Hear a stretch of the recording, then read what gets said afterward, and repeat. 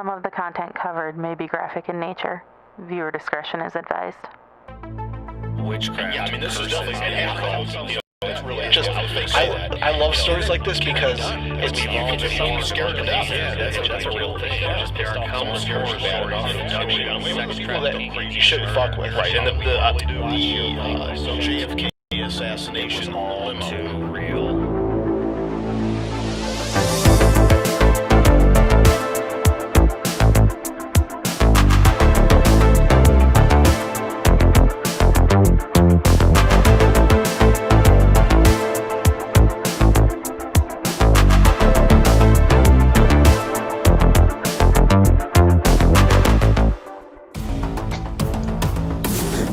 For the mistake on the lake, deep within the rust belt of the great American continent, I bid you all good evening, good morning, wherever you are. This is Type 3 TV. I'm here. Dan's here. Hello. Via, what was it, phone or...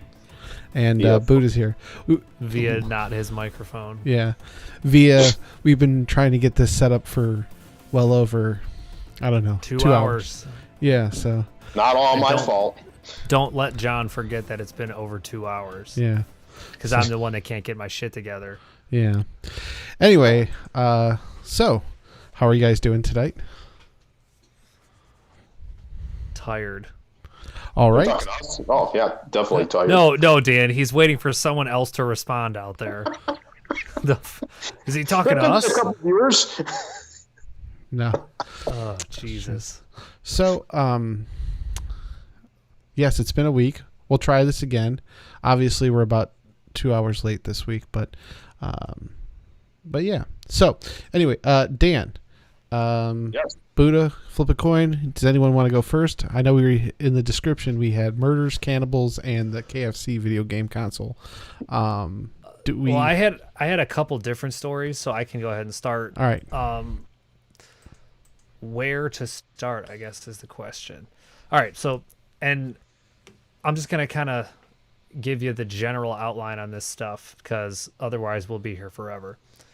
Have you ever heard of the Mensa murders? No. Nope. Yeah, once again, not waiting for the viewers to respond. Anyway, so you guys know what Mensa is, like basically the organization of people that are way smarter than the three of us. Well, I mean, that's not saying a whole lot, but... Yes, but you guys know what I'm talking about, right? Yeah. All right. So, basically, does that sound all right? Yeah. Okay, sorry. Basically, so there was... son of a bitch. See, this is the worst part. I never know how to start it. Segue. Start from the beginning. For me, John. Once upon a time. Right. Start from the beginning. Bear with me for 1 second. Who's clicking? Not me. What is Not me. Dan, are you calculating the national deficit over there? I'm not even touching anything. I'm looking at our logos scrolling up, going back and forth. That's all I'm doing. Yeah. You're the only viewer. Yeah, I guess I am. Anyway, Budo. Sorry, my He has to screen learn how to just talk. He still is learning. Yeah, some my of the screen words. got all messed up. Shit. All right, I'm gonna spitball this for you because my screen is not cooperating now. So basically, there was this dude. His name is how do I pronounce this? George Treppel, and him and his wife were both members of Mensa, and that's actually how they met. And he was kind of like the one. For a second there, I thought you were going Mind of Mencia. They were both Mind of Mencia. No. He was kind of like the introverted one, would get all quiet around women, blah, blah, blah. And his wife, Diane, his wife, Diane, would basically, she was the one that was like the more outgoing. And he was just kind of like, for lack of better terms, just the quintessential kind of nerdy dude, like a little bit overweight, glasses, like that whole spiel. So those two end up getting together after going through their Mensa meetings thing, and they kind of move out to an area, and it's a pretty small area. I think it said there was maybe like 600 people in the whole town. And by the way, this is in the 80s. This is like 1988 in the small town of Alturas. So let's see. So they end up moving out there, and they have a couple neighbors, and it's Peggy and Pi Carr are the neighbors, and they have, multiple kids that live with them, and everything seemed pretty normal. It was just the, hey, you're my neighbor, blah, blah, blah. Everything's cool. And then they end up like the whole passive aggressive thing where the neighbors are like too far on my property. And all of a sudden, instead of coming out and saying something and being like, hey dude, you're building an addition on my property. That's really not cool. We should talk about this maybe. Instead of having that conversation, the cars end up getting like a hit from the city, and they're cited for a zoning violation, and they're forced to abandon the project. So at that point, they're like, wow, I don't know who did that, blah, blah, blah, blah, blah. Just, whatever. They let it go. So later on, the cars end up getting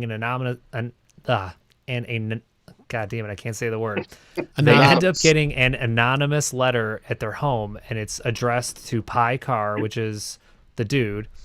And it literally just says, you and all your so-called family have 2 weeks to move out of Florida forever, or else you all die. This is no joke. Like, it's pretty straightforward. Well, so they just kind of read this message, and they're like, it's somebody playing a prank. Like, whatever. It's just either the teenage kids or just somebody being an ass. So they kind of just brush it off. Yeah. Can you hear me? yeah, no, I can't. I muted my mic to the main feed. Sorry. Walter's just going. Way to ruin the flow. Sorry. Anyway, so they just kind of brush it off like, it's like the neighborhood kids being punks, that whole thing. So anyway, so they let it go. And nothing really happens like anything of note. And then the next, later on, this is around like October of that same year, the next thing pops up, and Diana and Peggy end up getting in a fight, or, a heated argument. And it's because, Diana just came out and was like, hey, your kids are being too loud. They're playing the radio too loud, quiet it down, blah, blah, blah. Just that whole I'm the mayor, I'm angry kind of thing. So they end up getting into it, and Peggy, who's defending her kids, is like, knock it off. They're just kids. They're, the radio's on, whatever. We live in this town. It's not that big of a deal. And like, instead of just being like, hey, you're a dick, and moving on, Diana's like, you won't get away with this, as if like she just was, criminally molested or something just from a kid playing a radio. So now she's like essentially threatening her, saying you won't get away with this. So it kind of progresses on from there, and nothing really ever happens after that. And, the same thing, just Peggy just kind of brushes it off. Not that big of a deal. Just, okay, that person's a douche. We won't talk. We'll move on. So later that month, Peggy's at work, and she starts having like these strange pains, like kind of chest pains, and, kind of didn't really think too much of it until they really, really progressed. So she tells her daughter, she's like, I think I'm having a heart attack. Like something's wrong. I'm in a lot of pain. Like I'm getting this numbness. So she goes home, and the pain eventually, it wouldn't stop. So it just kept going. It kept increasing and progressing. So her husband ends up taking her to the hospital. She talks to the doctor, and she's like, just something's wrong. I don't know what it is. So the people at the ER are just kind of like, I don't really know what it is. Like, I think it's, what is it? What was that? Oh, sorry. I heard like some weird noises. So basically they're at the ER. You're and spooking the doctors, yourself out. Yeah, he is.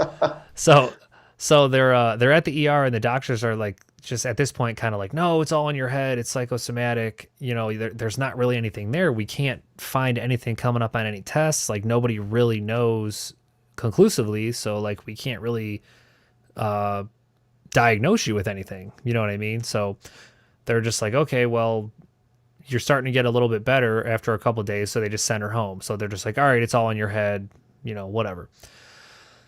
So after those 3 days, she goes home. And then obviously she had gotten better, but she goes home, and now at this point, like her kids, her husband, they're all starting to kind of complain, like, the upset stomachs, like that burning, like the tingling, numbness type stuff is happening again. And within a couple days, like Peggy's symptoms actually come back. So at this point, she's the one that got it the worst. Like the other ones had, a bad time, but like their symptoms were mild in comparison.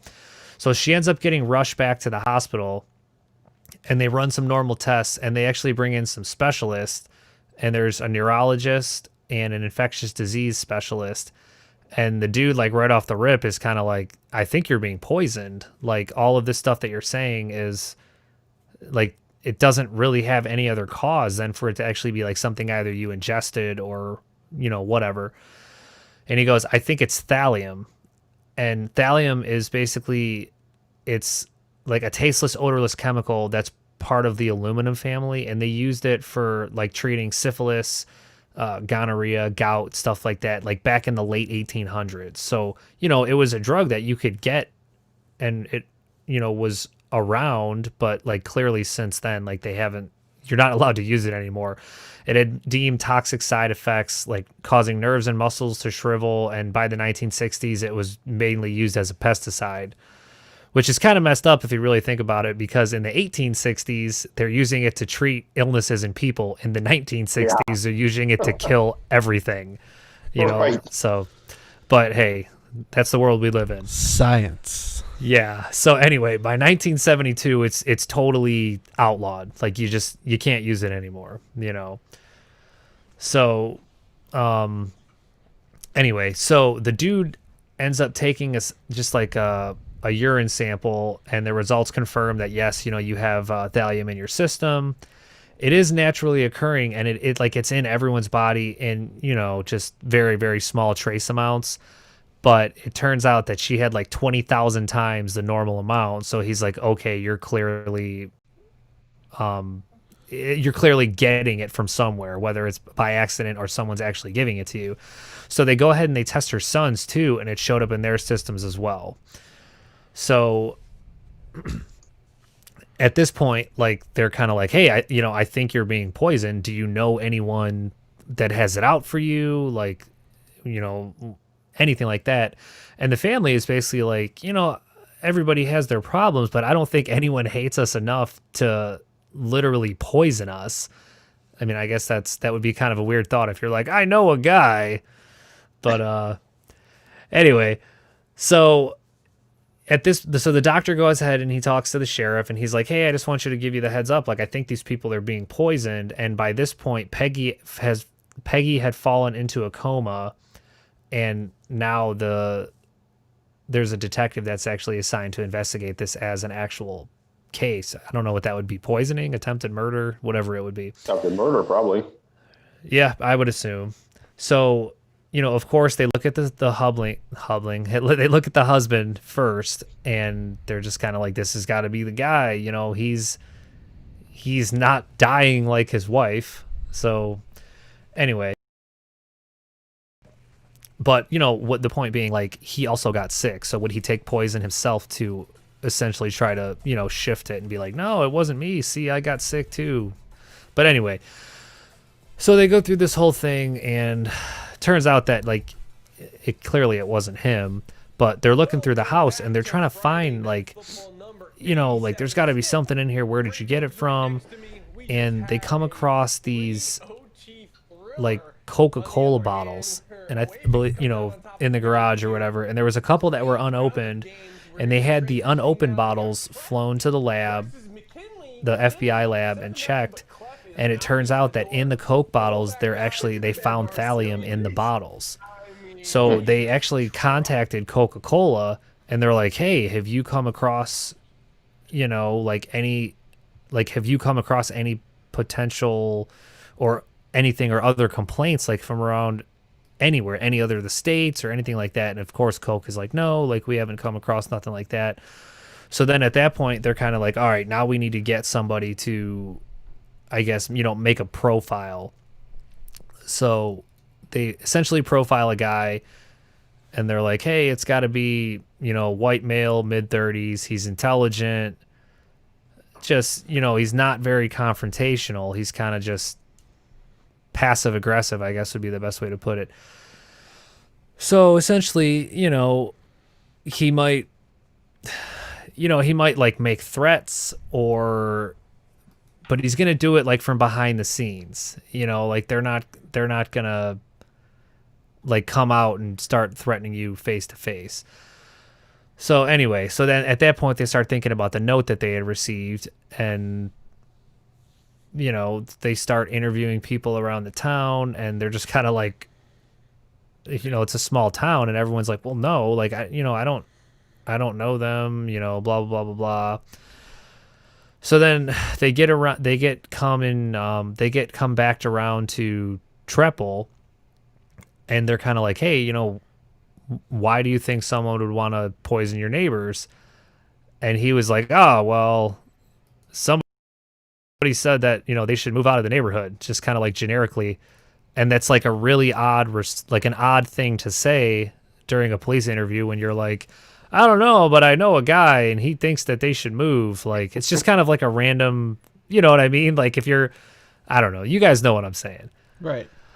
So Right, yeah. This dude plays it off. And of course, like, I don't know. I guess I don't know how to segue from that, because it sounds so stupid that like this guy would just be like, I thought somebody wanted them to move out. I heard from through the grapevine. But anyway, so as the detective is talking, he's like, hey, that's a really weird thing to say. And like everyone else that I talked to, like nobody had mentioned like, oh, I don't like them, or no, they should move. Like he was the only one that really brought anything up.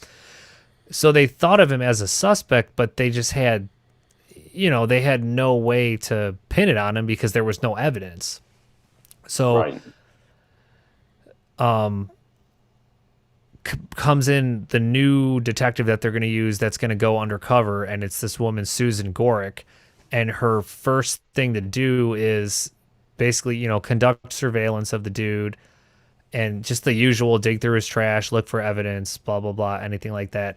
So she goes undercover in 1988, and she joins the Mensa group, kind of gets to know him, and she makes up this story that she's kind of like going through a bad divorce, and she's not like in hiding, but she's, separated and tries to stay away from him, blah, blah, blah, that whole thing. And she kind of like talks to him, gets him to open up, and just, she's like under the impression, like, I know this is the guy, but I got to get close to him, but I don't want to like say something to him to challenge his IQ or, challenge his ego, really. So basically she ends up becoming friends with this dude after just kind of playing the game with him, and, becomes friends with the family. So Treppel ends up doing this, like, Treppel and his wife, they host like a murder mystery weekend kind of thing, which is kind of funny as well. So they end up, she ends up getting invited to that, so she goes to it, and like the whole thing, it was sorry, hang on. They had, bear with me for 1 sec. So she goes through this whole thing, and the dude never really came out and said like anything about the neighbors being poisoned, and clearly didn't say like, hey, yes, I did it, because she's not going to bring that up. But they said there was like just a bunch of circumstantial stuff that just kept popping up where she's like, man, like there's something about this dude. It just feels right. Like this is the dude. And she goes to his house the one time just for a visit, and there's a mystery novel on there called The Pale Horse. It's an Agatha Christie novel. And in that novel, the murderer used thallium to poison his victims. So now she's starting to see it and going, okay, maybe this is where the dude got the idea. It kind of makes sense, blah, blah, blah. So another time they're hanging out, like, he suggests that Sherry should blackmail her husband to get, like, her, that he doesn't know of because it's the fake setup, but that she should blackmail her husband to get the divorce settlement. And like, essentially how, like, he suggested how she could take care of an overbearing spouse.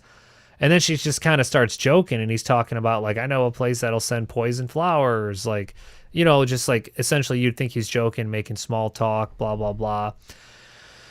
So fast forward, all this stuff goes on for like quite some time. It's like almost a year. She's just thinking, like, I don't know if I'm going to be able to get this guy. I can't get enough results, blah, blah, blah, blah, blah. So then it turns out that they end up moving, and they're looking for a renter. And if, like, she just jumps at the idea. So he allows her to rent. And at this point now, like, since she has access to the house, she's just calling in, we're checking everything in the house. There's nobody here. It's just us. And so they start going through the house, and they ended up finding like several small bottles, cotton balls, and all this stuff is sent to the FBI lab yet again. And they found nothing obvious, no Coke bottles, no actual labeled bottles of poison, nothing like that. So at this point, it's been like over a year, and it's just kind of like, man, I don't think that we're going to be able to get this dude, blah, blah, blah, blah, blah. And, shit, sorry, I lost my place again. So then they end up, fast forward way further, and they're just kind of bullshitting, and Treple like nonchalantly says like, oh yeah, like the next door neighbor sometime back in the day ends up getting poisoned. And she hands like the business cards over to Treple, and it was like, he was always very polite, but now he's starting to act real weird, kind of like, like he knew he was caught, and like his actual response was like, I hope I'm not a prime suspect. So at this point, like, it kind of seems like he maybe knows what's going on, blah, blah, blah, blah. So she ends up getting a call from the FBI lab, and it turns out that they did find traces of thallium in the bottles from Treple's garage. And at this point, they're just like, okay, we got him. So they go in, they arrest the dude.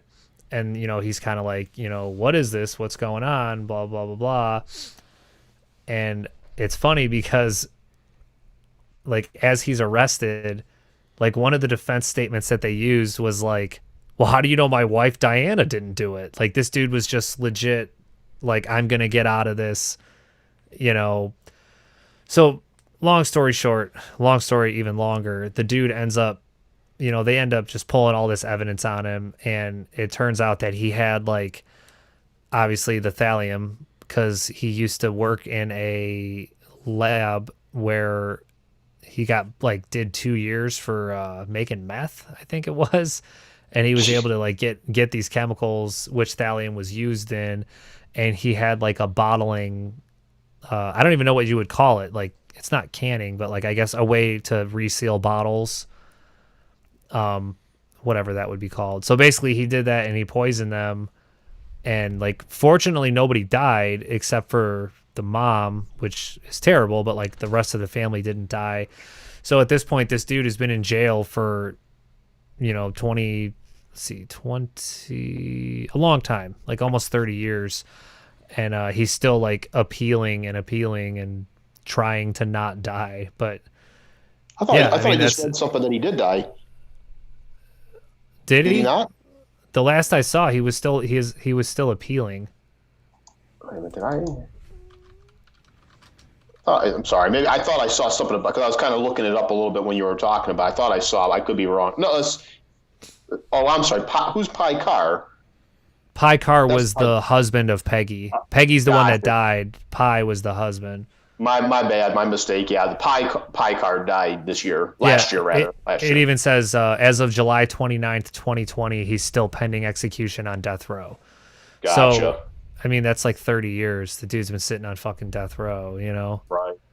But yeah, it's just kind of crazy. Like, why? Is it literally because, like, your neighbors just kind of pissed you off? I mean, that's usually how it starts. Yeah, I guess you have to be, like, I would say to be that intelligent, you have to be probably as a balance, like, a little bit emotionally unstable. Oh, I mean, You know, Absolutely. this happened back in the old hood. Yeah, this was 88. Oh, no, I'm sorry. In Garfield, when we were in our old neighborhood, like, I think it was like in the late 80s, my aunt lived next door to somebody, and one neighbor and the other neighbor just didn't get along. And one night they had a party, and, they kept it going late, and the other neighbor got, upset, and words were exchanged. My aunt was at home at the time. She was actually invited to this party, and she didn't go. And the guy went home, grabbed a shotgun, came out, and killed everybody in the garage. Or killed 2 people. And then Where was that at? in Garfield. This I don't happened. even remember hearing about that. Yeah, and so I believe it was on Thornton. So Wasn't that later than the 80s? Wasn't that like the late 90s? no, maybe early 90s. But yeah, Okay. Either way, like I said, I think feuds between neighbors, can escalate. It's a slow boil, but those things can go to the most. They can go as far as that. So It's words of wisdom right there, everybody. they They can go as far as that. Well, I'm trying to, whatever. No. I totally agree, and it's actually, it's way more weird when it happens like around where you live. Like Natalie's parents, right on Christmas. It was Christmas Day. Well, the early morning of Christmas Day, I think it was. There was 2 dudes like at the corner. So like where her parents live, if you go down 2 blocks, there's like a convenient there. And these dudes had an argument at the convenience store and ended up getting in a car chase with each other, shooting at each other. And then the Jeez. one dude got shot and hit a tree and died. Oh wow. Like, Merry Christmas, everybody. Congratulations, you're an idiot. Um, It's just ridiculous. Well, partly off that story, actually, I was going to do one thing tonight, but I think I'm going to do something else now.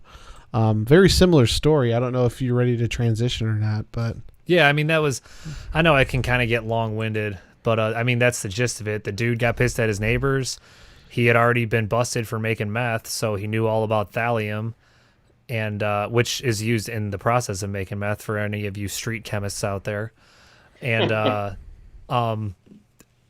just kind of got into it with his neighbors, and he was like, I'm going to show these bitches what's what, and just poisoned them. And then he was like, it wasn't me.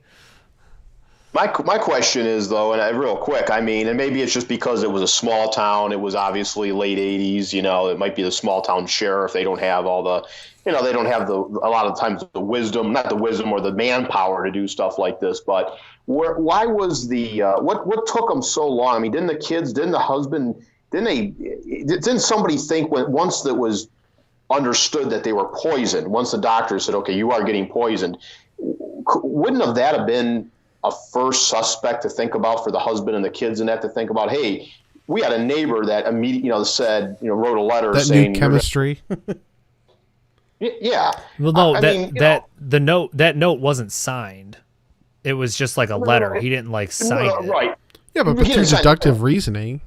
Right, exactly. Perfectly Well, put. yeah. Why did they not suspect that guy? Like, that's not a normal thing to say. Do you even know he didn't? They didn't know he. I'm sorry, he didn't sign it personally, but they knew that they had, like John was just saying, they had some very heated words with these neighbors. I don't know that as a detective, as a cop, that would immediately I'd put some, some suspicion on them. Well, they did. I mean, they said like when they interviewed him, he was the only one that had that odd response of like, oh, somebody wants him, somebody wants them to move, and they were kind of like, hey, like we have an odd response about this guy, but like the chick was even going through his mail and his garbage, not his mail, but going through his garbage and stuff, and they couldn't find any evidence that would, point him to being the guy. I mean, he could just be a dick. It just doesn't mean True. he killed somebody.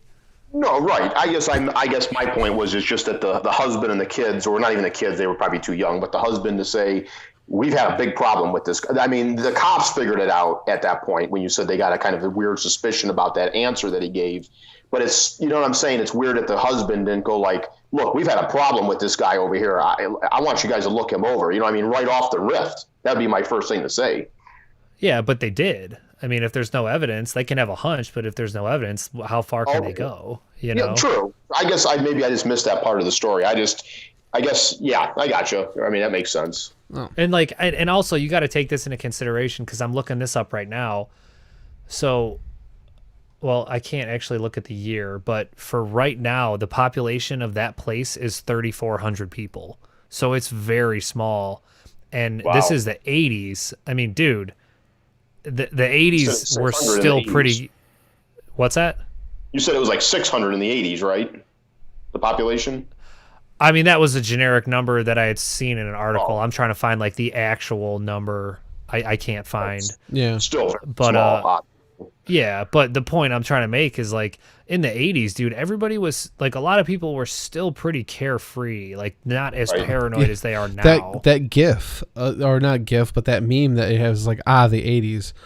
And it's a picture, it's like where a kid can blow out his birthday candles next to an ashtray with 3 beer cans around and a cigar next to his face. Right. Good times. But all right, so anyways, we're going to parlay into something else here. Very similar kind of story, which as soon as you started talking about the last one, I'm like, oh, this kind of reminds me of this one. Have either of you guys ever heard of the Circleville Rider? Yes. My cousin actually lived in Circleville. Okay, so, all right. Well, long story short, 1976, and this is from just some of the, it's the unsolvedmysteriesfandom.com.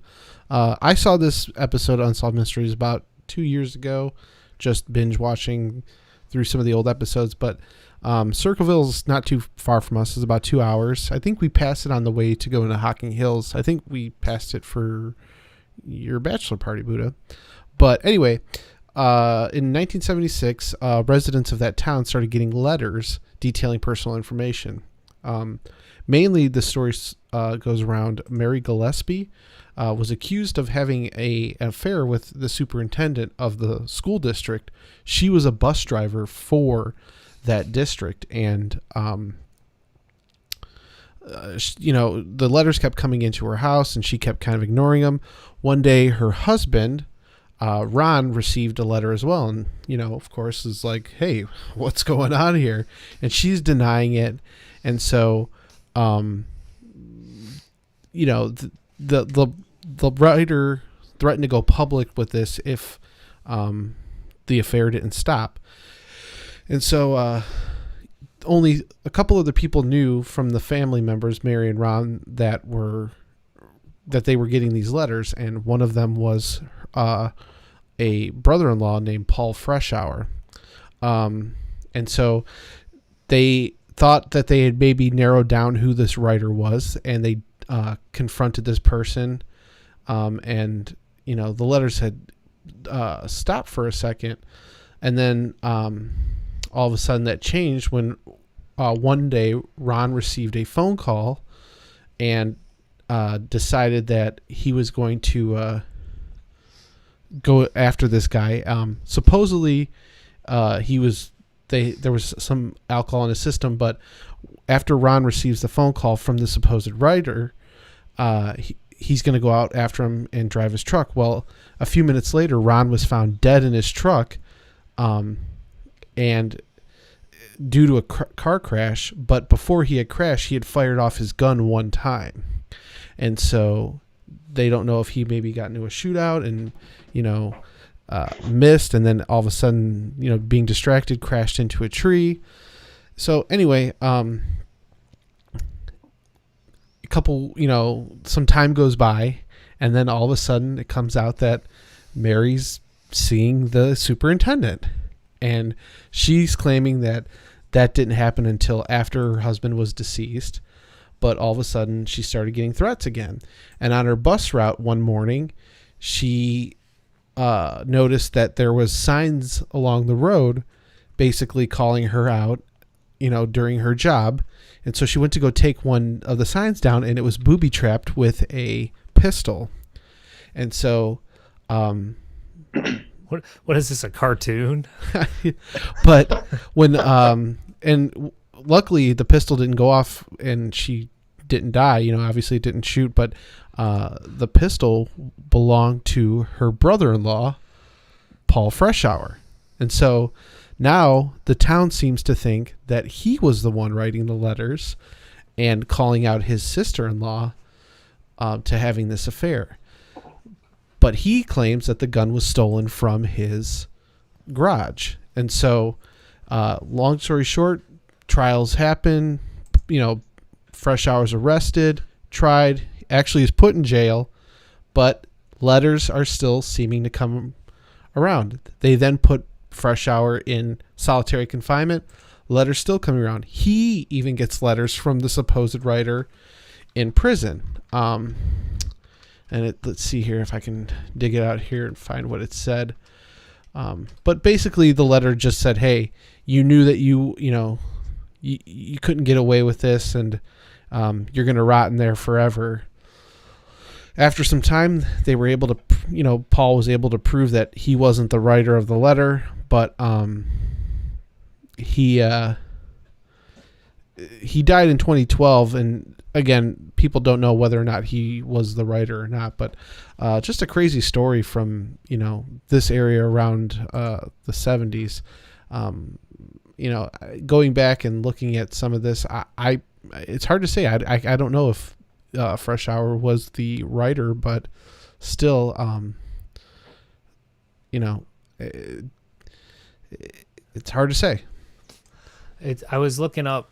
It says that dude Paul, like, even though he proclaimed innocence, he never actually took the stand in his trial. So, like, it's not like he was even ever under oath or anything like that to talk about it.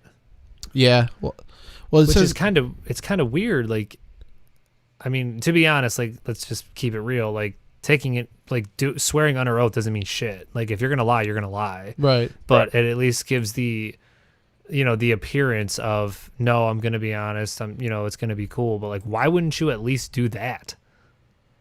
Yeah. Maybe he was afraid. Well, that's the thing. If he was the writer, maybe he was afraid of folding under questioning. Yeah. That's a valid point, but also not answering any questions and not ever being able to speak your part. Yeah. I would, if you're truly innocent, like, you ain't gonna shut me up. You know what I mean? Like, if I didn't do it. But go ahead, Dan. I was gonna say, did they have any handwriting experts or anyone that would, look into this a little more? I guess they did, and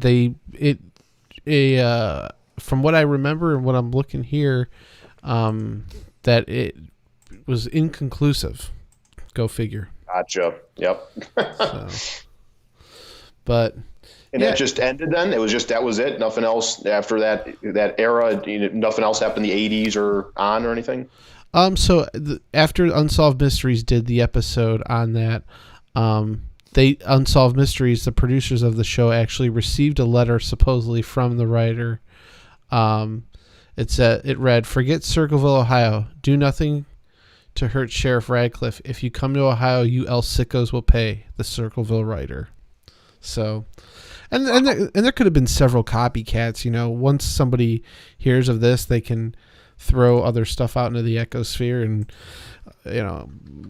people are receiving random letters from a person that might not even be the writer themselves. But I don't know. I always thought that was an interesting story, and I always thought that the fact that the woman ended up with that guy after her husband died, like, I don't know, kind of weird. It looks weird. Like the letters were written by a robot. Oh, very well then. So, all right, Dan. Well, so to kind of go into my little, actually, this is not even a story. This is a product, and I guess we'll end the show on more of an kind of an entertaining light note from murder and poisoning and all that good, lovely stuff. Oh, no, I still got a brief one to follow up after you. Oh. Oh, lovely. Okay, great. So anyway, this right here is, I liked, in 2020, obviously it was a pretty rough year. No one's going to deny that. But whenever something comes out that's entertaining or interesting, or whether it's a product or a story, whatever, it puts a smile on my face. I like reading about it. Now this, you guys, a lot of people may have heard about it. The news came out in summer of 2020. And everyone thought it was a joke. Everybody, me included, thought it was just some kind of weird 2020 stunt, right? And it was the Kentucky Fried Chicken video game console. So in a year where everyone's getting, PS5 is getting ready to come out, the new Xbox is getting ready to come out, the big, console wars. This has obviously got to be a joke, right? So anyway, they go on Twitter about this and people laugh it off, whatever. Well, fast forward to December, I believe December 23rd of 2020, KFC comes out and says, yes, the KFC console is real. And it really got a lot of attention. This thing is comical. First off, for anyone looking at it or doesn't, if you haven't looked at it, looks like a giant plastic bucket of chicken, a big black plastic bucket of chicken. Yep, I'm looking at it right now. Yeah, this thing here it's amazing though. First off, number one, the most funniest thing about it, comical, is it has a little chamber in the middle of it you can put your chicken in to keep it warm. It uses the cooling fan. It redirects the cooling fan heat and turns it into heat and blows it on the chicken. Now, I don't know about you, but I probably wouldn't want to eat chicken out of a chamber where electronic, the air probably smells very much electronic or, electrical blowing on my chicken. But regardless, it does have a chamber in there to keep your chicken warm. Now, this is more of from what I've been reading and all the research, it looks like it's going to be more of a PC than an actual video game console. Yeah, but, I'm looking at the components here, and so it does have a graphics card. Looks like they partnered with Asus on this, and Cooler Master and Seagate. Oh yeah. So. Right, for the heart of it. But look at these specs. We're talking 4K at 240 frames per second. That's something that even the new systems, PS5 and Xbox, will just barely be able to do. It's got the Intel Core i9 with the 9980 HK processor. That's an amazing processor to have in there. Of course, this thing it's going to have a 1 terabyte of storage SSD, which that's twice the storage you'll find on the new Xbox. I'm talking not the current generation, the new one's coming out, and it's about 3 times that of storage of the PS5. Again, I know we're talking PC to a video game system. What's that? But no, it was funny. I was talking to somebody about this the other day. It's amazing with the PlayStation shortage and the Xbox shortage. I'm surprised that video game consoles are still even relevant at this point. Essentially they're just, they're pre-manufactured computers just sold with, branding on them. You can get a PC that is way more powerful for roughly the same price or a little more, and also be future-proof, and you're not stuck in the same hardware for 10 years. Right. And look at right now. Right now you can't even touch get near an Xbox or a PS5. They've been sold out ever since they came out. It's amazing what people will pay for them. They'll pay $1,000 more than what they're worth. I just saw one get listed on Facebook Marketplace today for $900. Who in their right mind would pay that for that? Dude, somebody that's getting a $2,000 stimulus.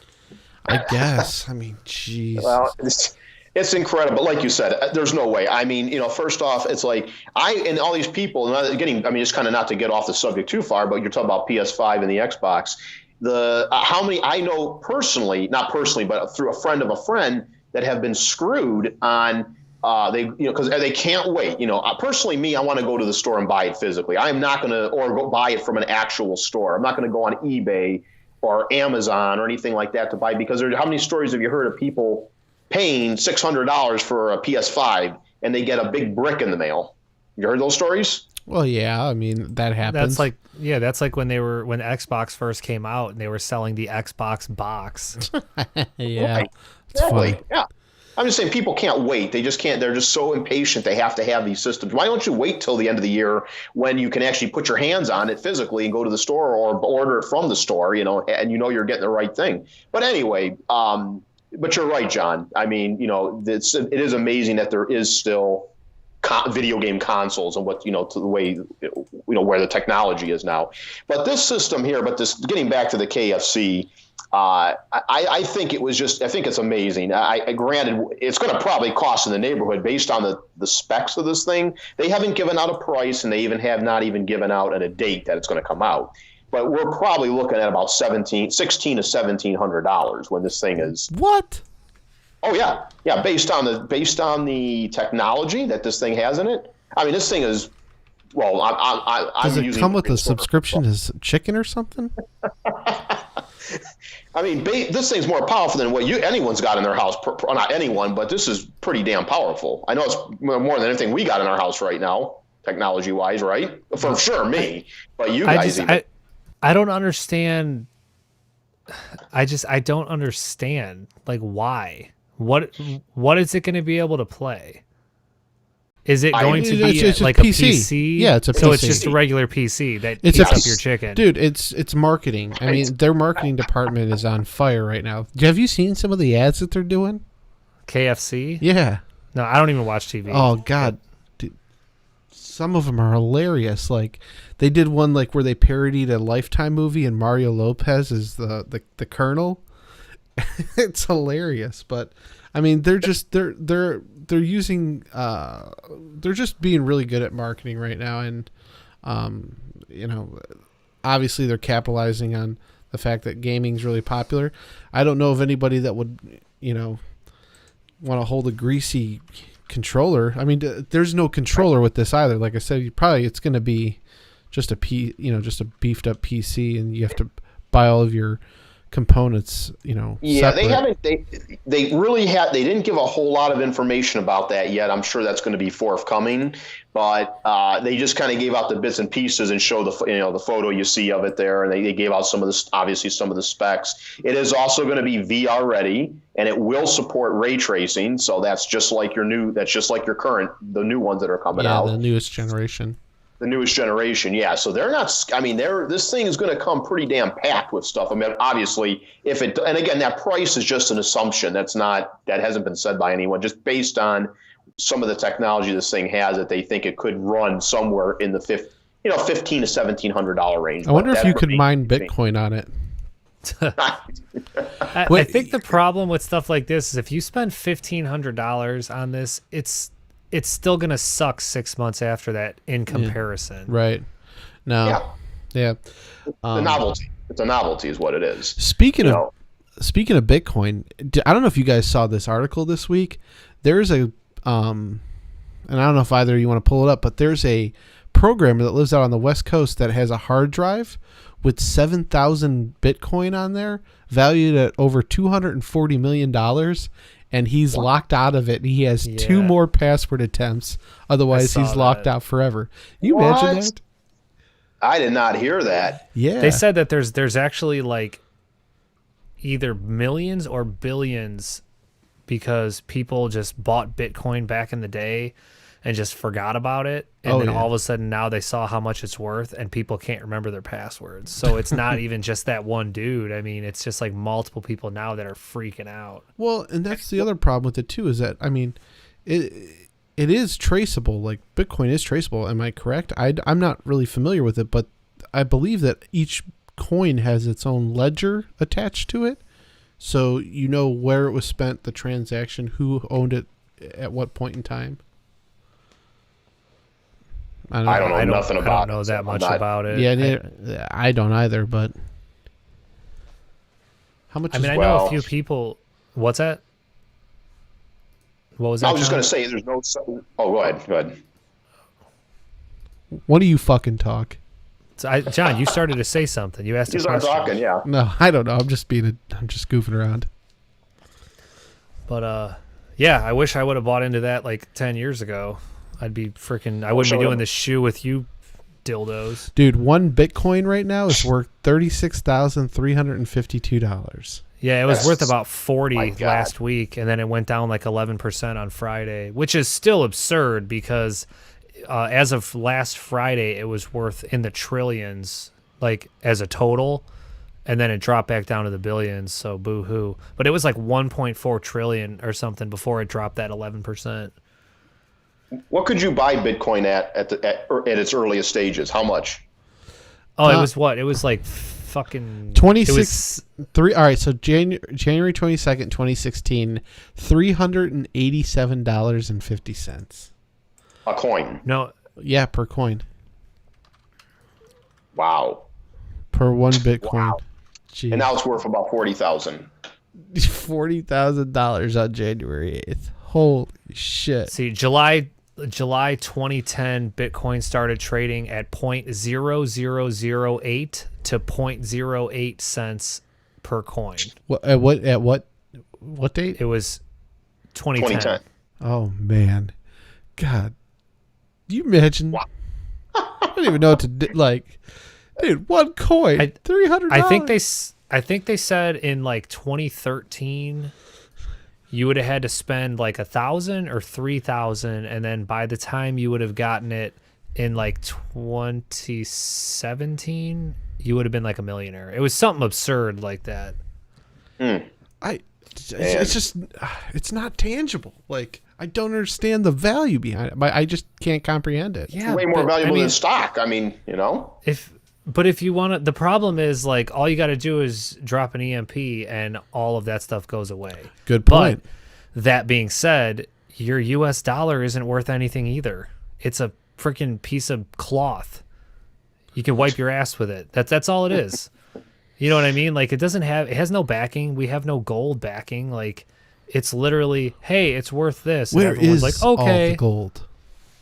It's not in my house. I can tell you that. Man, Mine, it's back in the catacombs. Yeah, seriously. Give me all your But gold. no, like it's crazy when you really think about like currency as a whole. Like the whole point or the whole push for the U.S. to make a digital dollar, it's the same thing. Like a server goes down or something like that, and you're done, man. You're locked out, or they decide to just freeze your assets. Like, I mean, I know they could do that now, but literally in a digital realm, they can just take all your money. You know, it's absurd.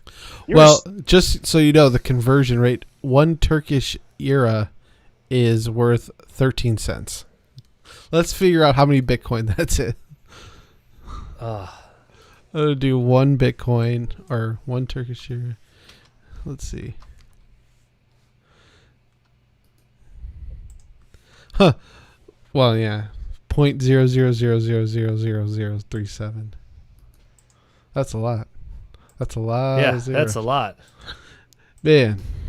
All right. Anyway, but yeah, could have bought Amazon stock back in the late 90s. That's where it was at. yeah. Apple. I know somebody that bought Apple stock in like '98, put $100 in, and I think it's worth quite a bit now. Yeah, Apple too. Yeah, it's insane. What is the highest traded stock right now? Is it maybe was it Tesla? I know Tesla. Tesla's. I don't think they're the highest traded, but Tesla or Elon Musk became richest dude in the world over Bezos. Actually, that changed. It changed again. No, it went back up as of yesterday. Okay, but before that, it changed, and then it changed again because his stock went down.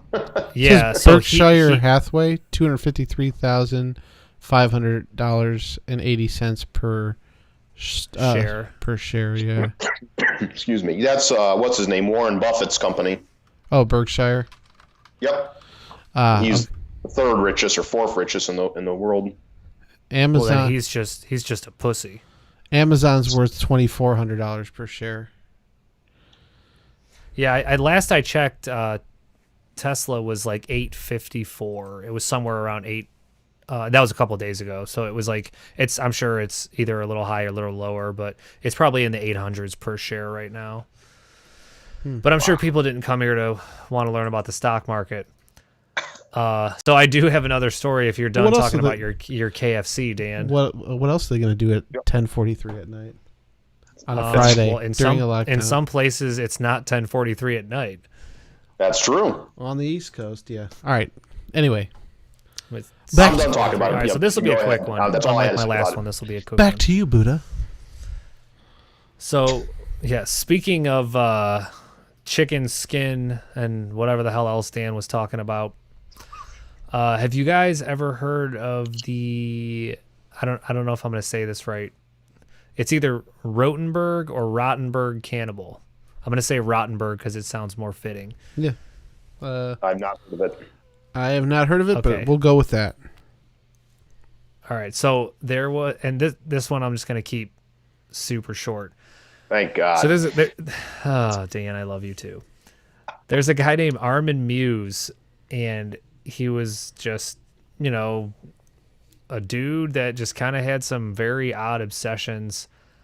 And just to get right to the thick of it, he was an old, computer repair tech, and he got famous because he ate someone, but it was allegedly voluntary. So this is like one of the cases of consensual cannibalism. Have you guys ever even heard of this? Well, yeah. I mean, No, I've never heard of that. well, I mean, the name speaks for itself, doesn't it?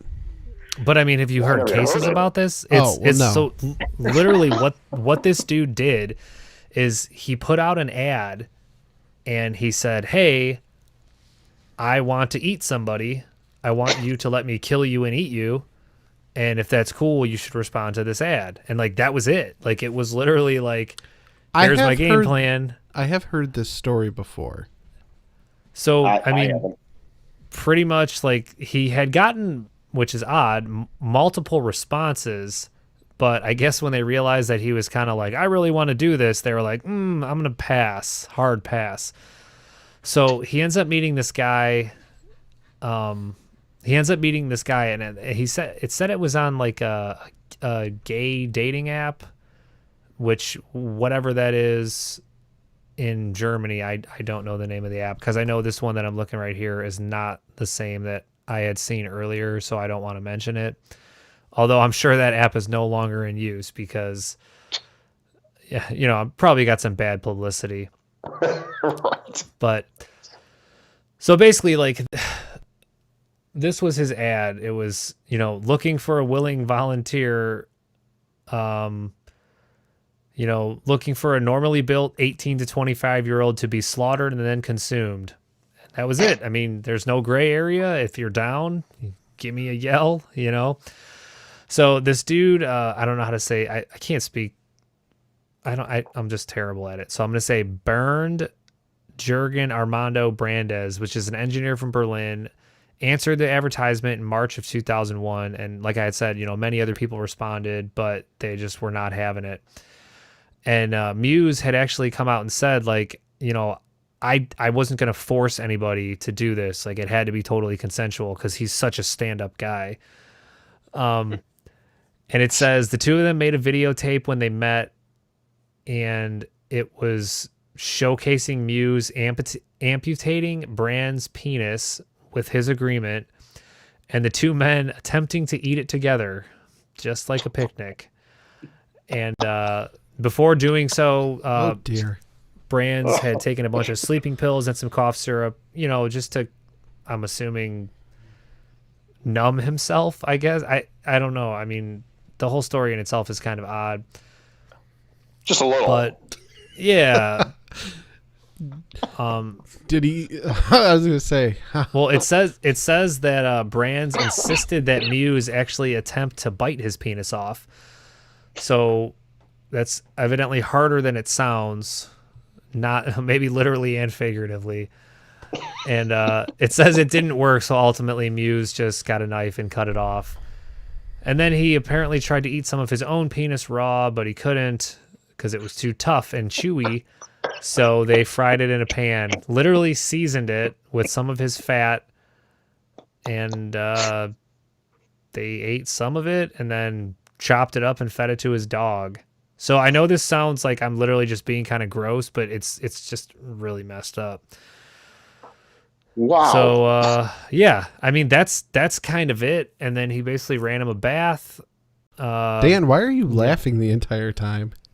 Oh, I don't know. It's just a normal story that I shouldn't be Dan laughing at. Muse. It's quite normal. Oh, God. But I mean, it's essentially the dude just kind of started to bleed out in the bathtub. You know, he ran a bath for him, and he's like, "Hey, go take your removed penis out of here and go hang out in the bath." And he said he just kind of was like fading in and out of consciousness, and then he inevitably, Muse just stabbed him in the throat and then hung the body on a meat hook. So evidently it was recorded on a 4-hour videotape, and he, you know, after he killed him, he dismembered him and ate the corpse over the next 10 months, like storing body parts in his freezer under pizza boxes and consuming up to 20 kilos of flesh, which is about 44 pounds. So, and like, according to the police, he did it for the act of sexual pleasure, and I guess that works up an appetite. So the whole thing that is just freaking weird, other than all of that, is that like he was very adamant that it was consensual, you know? So at that point, like, he only got charged with manslaughter. Well, but you mentioned that like the person that was murdered or killed or whatnot, they went along with it and participated. Like, you know, I mean, was he on some sort of substance to kind of like, I don't know, it was like some sort of narcotic to kind of put him in a daze? Like, No, I said he ate a bunch of sleeping pills and cough syrup. Oh, okay. I'm sorry. I must have missed that part. I apologize. Yeah, bitch. But I mean, he must not have been stupid. Like you said, he was an engineer, right? Doesn't mean he's smart. Well, no, I mean, he's okay. I mean, he's not stupid, though, either. I mean, to be an engineer. I mean, dude, maybe it's just his thing, his kink, you know? I mean, it could have been, yeah. What did the other guy do for a living? He was the computer repair tech. Oh, okay. So so the cannibal was a computer repair tech, and the person that was the engineer was the person that was eaten. Oh, Gotcha. So well, hang on. Let's just specify: if you eat your own penis, are you a cannibal? I would say so. But it's your penis. Well, I don't know. Okay. I never anyway, really thought about it. So the whole point is, all of that happened, and I guess essentially because it was consensual, like, he only got hit with manslaughter, which is bizarre because he said he put him in a bathtub and then stabbed him in the throat and then hung him on a meat hook and chopped him up and ate him. It sounds a little premeditated, but you know, what do I know? Yeah, So man, anyway, so Muse basically came out and expressed regret, and he was like, "My bad, I didn't mean to eat all of that, guy." So, but anyway, so after he gets arrested and gets charged with manslaughter, they're just kind of like, "Dude, this is really messed up." They had a retrial a couple years later, and he ended up being charged with murder. And well, I guess it says right here, they were arguing that he should have been convicted of murder because he killed for sexual gratification, proving that. Well, let me finish, and then I will let you speak. Being all mean about it and rude. Anyway, so this is the part that makes it super weird, though, and like that's why I wanted to really stress the point of it being consensual. Is that so? In April of 2005, a German court ordered a retrial, saying that it should have been convicted of murder because he killed for sexual gratification. Proved by having that he videotaped the crime. The court then ruled that it ignored the significance of the video and disproving the argument because Muse only killed because he had been asked to kill, which is like it gets super hairy with like all that gray area stuff, because like you put out an ad asking to eat someone, and kill them, and then someone shows up and they're like, "Hey, that's totally fine. We can do it together." Well, and they're just like, yeah, it's go on. No, that's what I'm trying to like. What about well, would it be considered suicide to some degree too? Because the guy willingly took, all those narcotics. Maybe Yeah, he what just about that? really wanted to sleep. What about Dr. Kevorkian? He assisted with suicides, not the same thing, but he assisted with people that wanted to die. He assisted in suicides for them. It can be, it can be kind of the same thing, couldn't it? Well, yeah, I mean, at least in the U.S., you're not allowed to take part in assisted suicide, though. Yeah, true. Didn't some country just legalize that? That I'm not sure of that. I Why thought, are you trying to get into it? No. Well, what a way to end the show, Buddha. Well, hang on. I got one more little tidbit. All right. While in prison, Muse has become a vegetarian. Well, there you have it, folks. I did have Wow. one more quick thing to throw out there, and it's totally unrelated, but I found this super interesting. And I think, John, you had mentioned this back one in the way older episodes, the missing 411 thing. Yes. Do you remember? Do you remember the whole documentary about that stuff? Well, there's several. I mean, there's ones where it's about like people in the woods. There's ones where people are. But so the general idea of just the missing, unexplained stuff. Yes. So one of the ones that I listened to today, it was like 5 different cases, and it was the ones about just like being lost in the national parks, and then like right. Yeah. being found up on a cliff, 200 feet in the air, and the kid's like 3 years old. And they're like, it was definitely an animal. And they're like, there's no freaking way, because there's no anything. They just found like some of his clothes, and there was like none of the clothes were torn or like anything like that. And then the one where the kid was found like years later, just like walking around naked. Like I was just like thinking, I'm like, man, of all the people that just get lost, and of course there's always the people that want to get lost, they want to disappear, they want to start over, so they make it a point to just never be found again, which like in itself is probably kind of sad, because you probably have a really messed up life to want to take that route.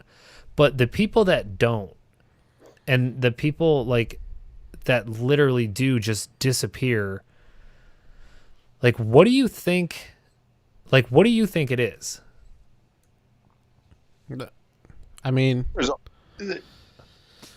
I know it's a very open-ended question, but like it just kind of really had you thinking, because you're like, if it was an animal, the amount of people that are like, okay, you would have scared the animal off, or you would have saw some sign, tracks, tears from like the clothes, I'm sorry. Hey, Buddha, real quick. What happened again? I mean, I was listening to the story, but you said a kid. What was this? What happened? This is there's multiple cases. This isn't one case, but like generally what happens is like somebody will disappear, like gone, blink of an eye, gone. Oh, I turned my head for too long, and 5 minutes later they were gone and I couldn't find them. And it's like, but the thing is, like, a lot of times if they find any remnants of it, they'll be like in the national park, or in some wilderness, and it'll be like, say a 3-year-old goes missing, they can't find any trace, and then they'll look for weeks, and then they'll come back to a spot that they've looked at 50 times, and all of a sudden there's a pile of clothes there. Gotcha, or like they'll find like pile of clothes or shoes or something the kid had up 200 feet, on the top of a freaking mountain, where they're like, there's no way a 3-year-old could have got up there on his own. Like it's like that kind of stuff. And like the other one where, a kid shows back up a couple years later, no idea what happened. And like another thing that was really interesting is that they said a lot of the people that had gone missing, what they had in common is they had like some type of, I don't know what the right word is, because I'm drawing a blank. It's not a handicap, but I guess essentially it would be a handicap. Like one of the kids was hard of hearing. Disability? Like yes, a disability. So like and they found that like in common. And of course, like they have all these different theories, like oh, in every case, it was the parents killing them and they found a way to cover it up or blah, blah, blah. Or like the other one is always like UFOs did it or the other, or, animals are doing it. Like they're out there dragging kids away. Like it's every other Tuesday, and like really, when you think about it, if there's a kid that gets grabbed and people notice it right away, like the sound of that crowd of people, that the yelling and screaming, like it would generally scare the animal away. And even if it had killed the kid, like a lot of like what the experts say, because clearly I'm not an expert, is, like just for instance, say a mountain lion kills a kid and it kills a kid and it's dragging it back to wherever wherever its spot is that it feels safe. They said it would probably drag it or, attempt to bury it. But if it started hearing people, it's going to run away and come back later. So the thing is, like, if you're missing your kid, unless you're a piece of shit, you're going to look longer than 15, 20 minutes. Like, you're going to be out there for hours. And then the rangers are going to be involved and the police are going to be involved. And then like whatever other townspeople or hikers or whoever is in the area. Now we're not talking like completely desolate, but within reason, like there's going to be more than one person running around trying to find it. So the amount of time that animal would have to wait, it just seems like an astronomically long time. And then the fact that like weeks later, something will turn up in an area that they've checked 50 times. Like, it's just weird. So, and then like to go down the really sick rabbit hole, like, well, some of the, do you think that somebody could be planting that stuff there after the fact just because they know that it's been looked there before? Well, that's kind of what I was going to say, is like to go down that sick rabbit hole is they had talk about like a lot of the more desolate or rural or just, less populated areas can be home to like these major sex rings.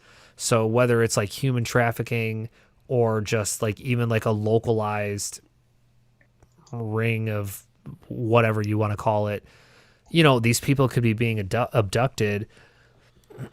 But like, for example, in one of the cases, like there was literally only one road in and one, like that same road out.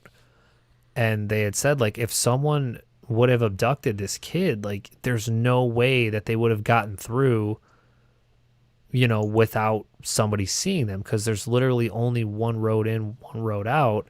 And it's like, it's pretty well out there. Like, it's not like you could run up and then dash off in the woods and you're back to the city. It's like, no, it's fairly rural. So you need a vehicle.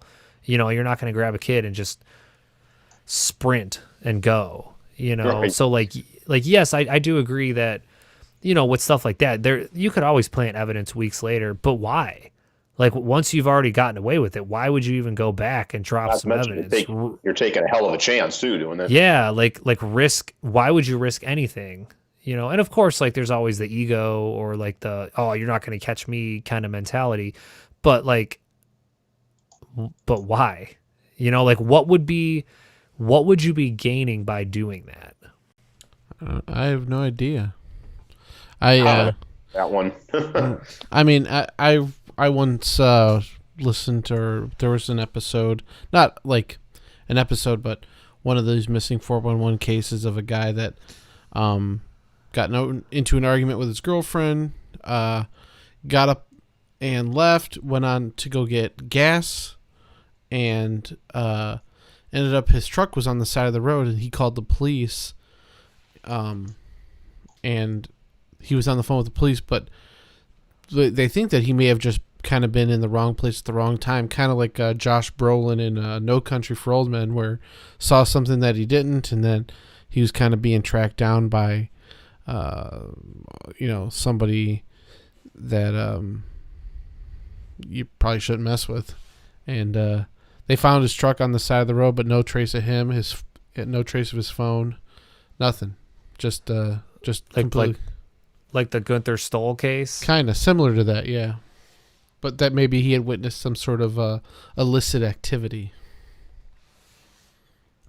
Yeah, I don't know, man. People are messed up, but it. Oh, go on. I was just going to say there's plenty of cases, too. Well, and it doesn't really reflect to what you were talking about, where you talk about people just disappearing. But I mean, there's been so many cases of people that they drove their car into a lake, and they quite literally disappeared for 30 years, and then some divers go into this lake for some reason, and they find the car in there. They find the car 30 years later with the body inside of it. I mean, those cases happen a lot, where people True. get into an accident and they're gone. It was an accident, or they fell down a ravine somewhere and their body. I mean, I gotta say, I look at a lot of these when you look on Google Maps for something. When I used to sell home insurance, and I used to have to check out the house, and I'd look around different areas, and you look at Google Maps, especially on the country, you see so many houses that are abandoned, but they don't. There's still a car in the yard. You'll see 2 or 3 cars in the yard. You'll see a house that the lawn is the grass is 5 feet high. Well, think about all those places in Helltown that we used to see. There's cars. Wasn't there somebody with a school bus in their yard and stuff? Yeah, that was years ago, but yeah. And it makes you wonder, though, some of those houses in these desolate areas, is there dead bodies inside that house? Or do people just die and no one even, they're not missing, obviously, because someone would go to look for them. But, there's so many areas where people things can happen and their body just never gets found, and then. Well, dude, what about Anthony Soul? That dude had how many bodies, and he lived in the city of Cleveland? That's true. That's true. Yeah. It's not funny. I'm not laughing at it, but you're right. It's true. It's crazy. He put them in the walls and in the attic and everything. No, I thought he buried him in the yard. There was some in the walls too, I think, or in the crawl space. That is a lot of work to put somebody in a wall. Yeah, that's because actually more of them were in the house than in the backyard, I think, if I remember right. And they're blaming the poor sausage factory next door for the horrible smell. Oh, that's terrible. Yeah. Yeah. Well, aren't they building a park on that land or something? They're doing, it's some kind of it's not a park, it's like a memorial something, or I don't know, whatever it is. Like a memorial garden or something like that. Why the hell would you want to remember any of that? I understand that it's it's for the victims, but now these victims' family are going to drive by that every day and be like, oh, that's where my kid's buried. Right. I don't know. It just seems like your heart's in the right place, but you're kind of an idiot. Yeah. I don't know. Well, there you have it, folks. 3, 4, 5 interesting stories on a Friday night during lockdown. All right. Well, let's try again next week if we can. Same time. Well, I don't know. We weren't at the same time this week, but we'll try again next week for 8 o'clock for another riveting edition of Type 3 TV. You guys got anything before we close it out? No, I think we pretty much hammered on all of it. Yeah, I'm good. All right. Well, for Steve Gibson, Daniel Rady, and all the others that have ever participated in this channel, I'm John Brzezinski. From The Mistake on the Lake, this is Type 3 TV. Over and out.